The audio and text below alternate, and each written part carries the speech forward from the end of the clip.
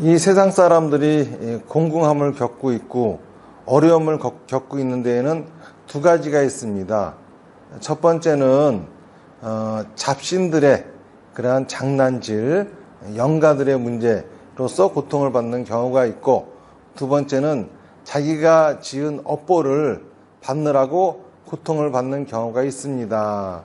그런데 잡신이나 영가로 고통을 받는 사람들은 정법을 믿고 행하면은 그 고통으로부터 벗어납니다.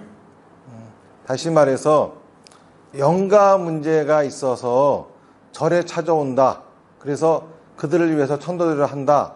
이 소리는 그 절은 정법을 행하고 있지 않다는 증거죠. 다시 말해서 스님이 제대로 정법을 행하고 바른 부처님의 가르침으로써 중생들을 제도하고 있다고 하면은 영가 문제를 가진 사람들은 그 절로 들어올 수도 없을 뿐만이 아니라 설사 들어오면은 바로 그런 문제들이 해결돼야 되는 거거든요. 저도 그 전에 작두를 탄 무당을 띄워준 적이 있어요. 우리 절에 기초기를 들으러 오셨다 하더라고. 그래가지고 그런가 보다. 그러고서 이제 저는 그냥 강의를 했죠. 그러다가 우연히 사람들이 무슨 영가가 어쩌고 뭐 신들림이 어쩌고 떠들길래 그래 그 아무개 그 사람 보니까 신이 들려있더구만. 그랬더니 깜짝 놀라는 거야. 작두를 탄 무당이라는 거야.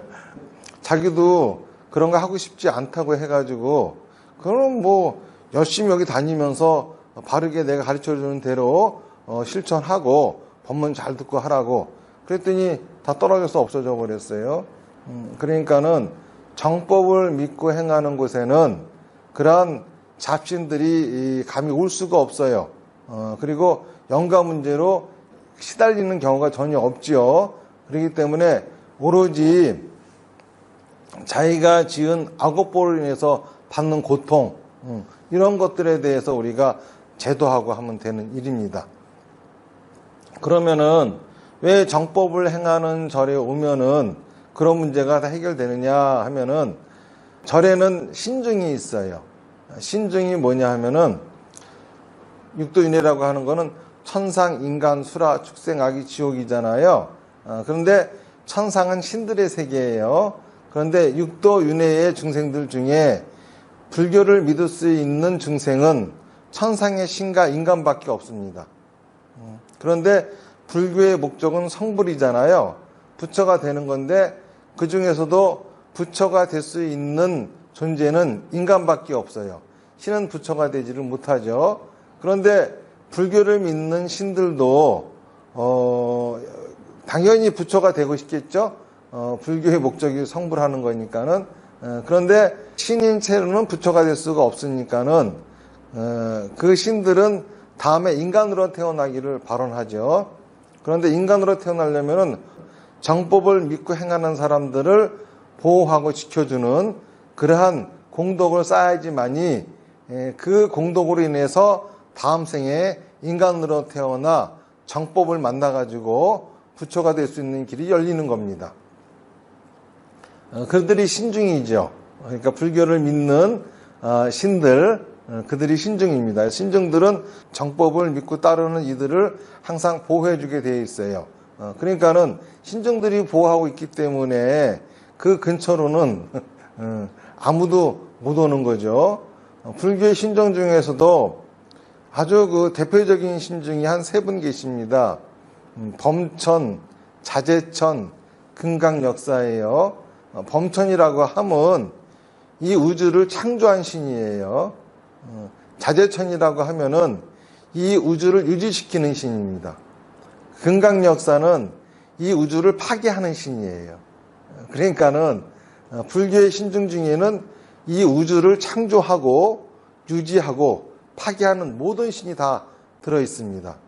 그러니까는 이 세상에 어떤 신이 있다 하더라도 신중을 갖다 이길 수 있는 신은 그 어디에도 없어요. 그러니까는 이러한 신중들이 절을 지키는데 어떻게 신들린 사람이 절로 들어올 수 있으며 그 신들린 사람이 들어와 가지고 어떻게 영가가 천도가 안 될 수가 있겠습니까? 그러니까는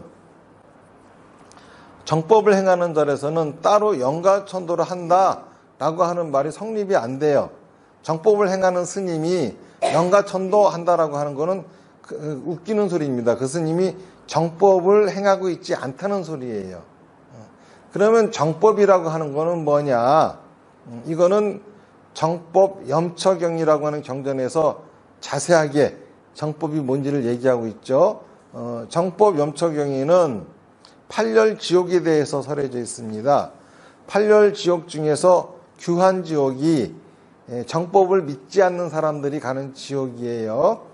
그래서 정법을 믿지 않는 이들을 5가지 종류로 이야기하고 있습니다. 창조론을 믿는 자, 인가론을 믿지 않는 자, 신을 섬기는 자, 그리고 또 우연론을 믿어서 기적을이나 도수를 갖다가 추종하는 자, 마지막으로 고행으로서 부처가 되고자 하는 자, 이런 이들은 정법을 믿는 이들이 아니기 때문에 그렇게 살다 보면은 죽어서 규환지옥에 떨어진다, 이렇게 되어 있습니다. 그러니까는 바로 정법이라고 하는 거는 뭐냐 하면은 창조론을 믿지 않는 것이고 또 인가의 도리를 따르는 것이고 신을 섬기지 않는 것이고 그리고 또 기적이나 이러한 것들을 따르지 않는 것이고 도술 이런 거를 행하지 않는 것이고 그리고 또 고행을 하지 않는 것, 이게 바로 정법이다라고 할 수가 있는 거죠. 제가 여기서 말씀드리려고 하는 거는 불교 신자들이 또 스님들이 또 절에서 영가천도를 한다, 이런 소리는 그 절이 제대로 된 정법을 행하고 있지 않는 것이라는 소리예요. 그 스님이 제대로 된 정법을 포기하고 있지 않다는 거예요. 제가 영가가 없다는 것도 아니고 영가로 인해서 고통받는 사람들이 없다, 이런 소리 하는 거 아닙니다. 불교에서는 영가로 고통받는 사람들을 제도하는 방법이 정법을 가르쳐주고 정법을 실천하게 만드는 거지. 그걸 가지고 무슨 제사상을 차려놓고 천도제를 한다는 등 이거 자체가 참 웃기는 얘기예요. 그러면은 박수무당과 스님이 뭐가 다릅니까? 스님이 박수무당인 거죠. 오늘은 제가 영가천도에 대해서 말씀을 드렸습니다. 요즘 어떤 스님들이 영가천도를 잘하는 스님이 계시고 영가천도가 아주 잘하는 절이 있다, 이런 말들이 있는데 천도가 잘 된 절이 있다. 여기는 불교 사찰이 아니라는 거예요. 정법을 행하지 않고 사법을 행하고 있다는 겁니다. 진짜 정법을 행하는 절이라고 하면은 거기에 있는 신도들이 영가 문제로 시달려서는 안 되는 겁니다.